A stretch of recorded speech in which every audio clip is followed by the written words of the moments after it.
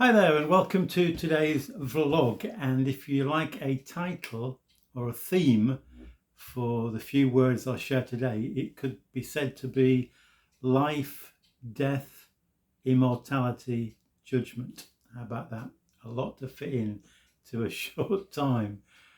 One of my favourite sports is the sport of athletics. Really enjoyed taking part when I was younger.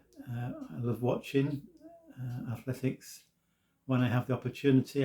One of the great highlights, I suppose, of spectating sports-wise was when we were able to go to the London 2012 Olympics in London and watch some of the athletics there. Some of the athletics was wonderful.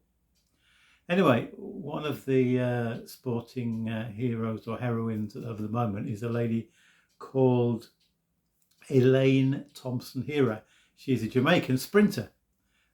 She did a tremendous feat by becoming, I think, the first person, certainly the first woman to win the sprint double at consecutive Olympics.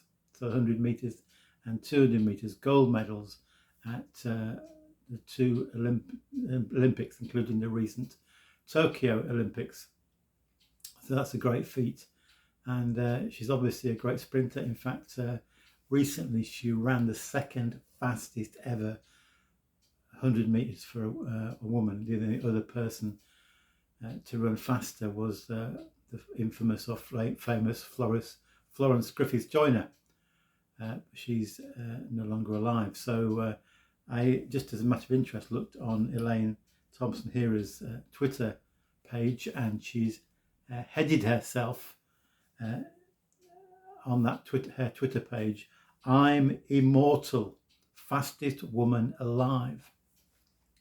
Well, if she really thinks she is immortal, she's got a big shock awaiting her, because we all know that inevitably death will come to us sooner or later. And I was reminded of that yesterday when I heard that a very dear friend, in fact one of our closest friends for many years, whose name was John, died recently. He'd been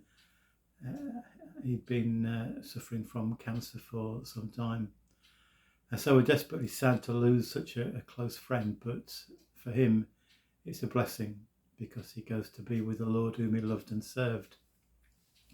But of course, when someone dies, there's inevitably a kind of summing up of that person's life.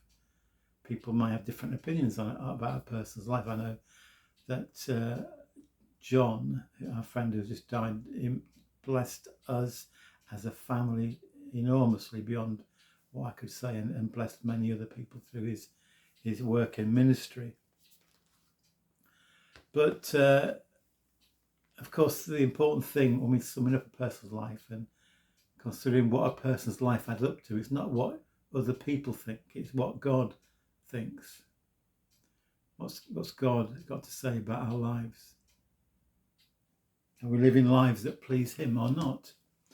And I've been reading recently through in daily readings in the Old Testament, some of the books like 1 and 2 Kings, Chronicles, look at the various kings of Israel and Judah, and there's a judgment given. Sometimes it says about that person, so-and-so did evil in the eyes of the Lord. Sometimes, not quite so often, it says that person walked in the ways of his father David, for example.